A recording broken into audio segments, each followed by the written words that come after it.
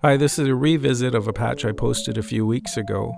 It was brought to my attention that there were some errors in the patch diagram I posted on the video. I've corrected that on the website, but unfortunately I can't do it on the video. So I figured I would just do a step-by-step sort of tutorial on how to put it together. And this time around, instead of using an external logic module, I think last time I used maths, I'm going to recreate the patch pretty much just with the Matriarch. We're going to get the filter to self-oscillate to create sine waves for the sound source for this patch. But first, we put the Vca in split mode and get a reference pitch. That's a C. So we crank the resonance, and cutoff is our tuning now. There we go. Nice sine wave. So now we're hearing VCF1. So if we turn up the ampeg, we heard VCF2, and we can tune it with the spacing knob.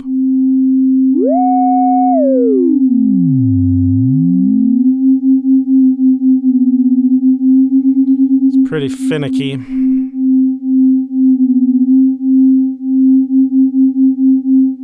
There we go.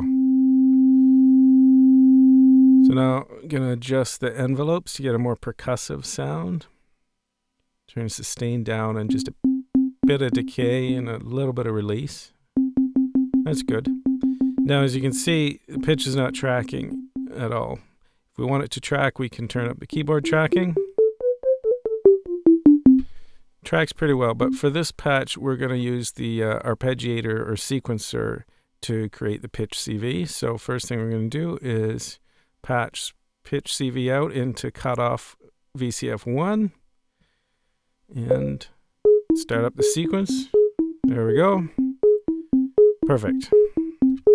So right now both filters are being tracked by the arpeggiator, but we want them to be independent. So we're going to take our pitch CV out, put it into a mult, and then I'm going to take a copy of that, put it into the cutoff of VCF1.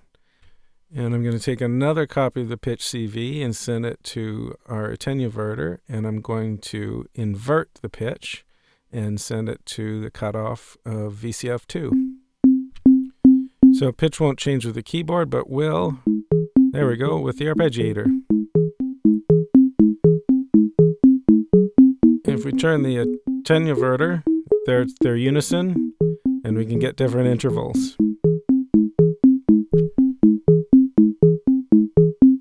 There's our inverted sequence. And there's our original. So you can hear the two sequences are no longer in the same key. If I wanted them to be, I could patch a quantizer between the inverted CV out and the filter. But not going to bother for this one because we're just going for a kind of a percussive sound. So there we go. Just turn the decay down, that's better. Okay, so now we want to get some rhythmic variation between our two sequences. VCF1 is going to be triggered by the sequencer, but we want to get some variation in VCF2. So we're going to take our gate and we're going to plug it into the attenuverter. And from the attenuverter out, there we go, we're going to plug it into the ampeg. Okay, so our gate CV is inverted and you can hear it. It's not triggering the gate. So if I bring it back to positive values, it will trigger, but it will be in unison. That's not what we want. That's because the gate out of the arpeggiator is a unipolar pulse wave. So what we're going to do is we're going to patch that into the sync of input of the modulation wave. And we're going to take modulation out, and we're going to put that into our attenuverter. And now let's see what happens. So here's our unipolar gate signal from the arpeggiator. And the pulse wave from the modulation section of the Matriarch is bipolar. So let's take a look at that. There it is. Now both together. Okay, now if we invert the modulation wave, there we go. It's going to trigger opposite of our gate CV. Now because the Matriarch is fully analog, including the LFOs, they don't sync exactly, as you can see. It seems they sort of sync up first with the fall. Then if you Just slowly adjust it. There we go. Get a more even eighth note sound. But we can sort of get a whole bunch of different rhythms related to the gate CV at least. Let's fool around a bit. Let's try octaves. That's cool. That's cool. And order. Or random. That's neat.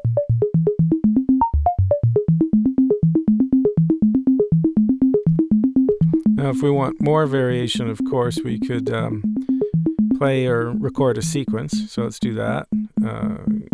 Stop that for triggering for a second. Okay, so I'll just record a sequence.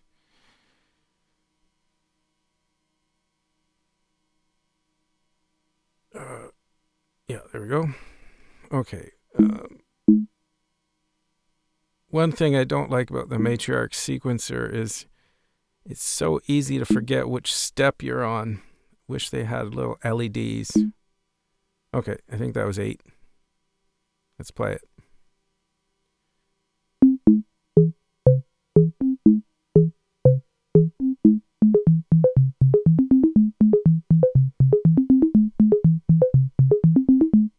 Nice.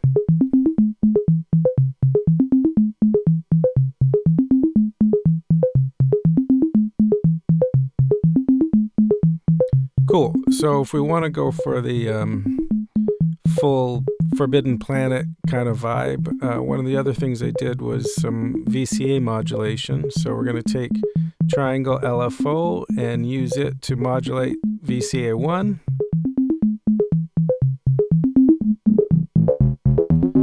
So now we're going to get some cool amplitude modulation. It's only affecting one side. So what we're going to do is we're going to mult it. There we go. And I'm going to get another patch chord. Okay, and I'm going to take it out and put it into Vca1 CV input. And I'm going to get another cable.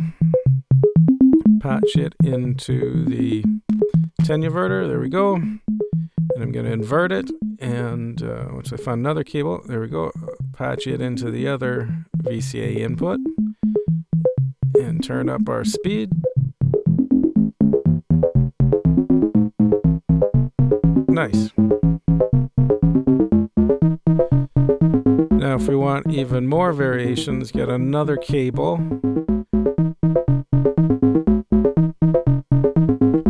Okay, I'm going to patch it from, put it in our mult, which is our arpeggiator pitch CV, and get it to trigger the rate of the LFO. Now the rate changes with the pitch.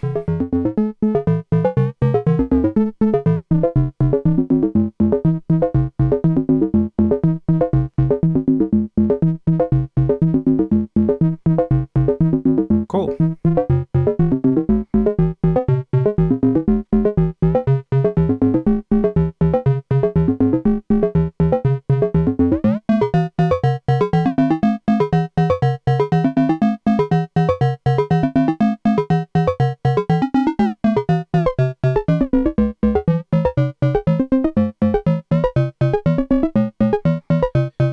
Cool. Now for some final touches, let's get some delay. Lots of feedback, short reverb time. And we can get kind of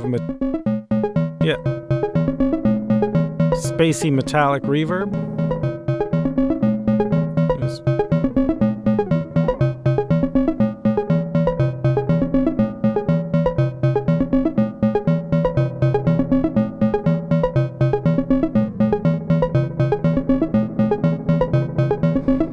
Cool, that's pretty much it. Just experiment and have some fun.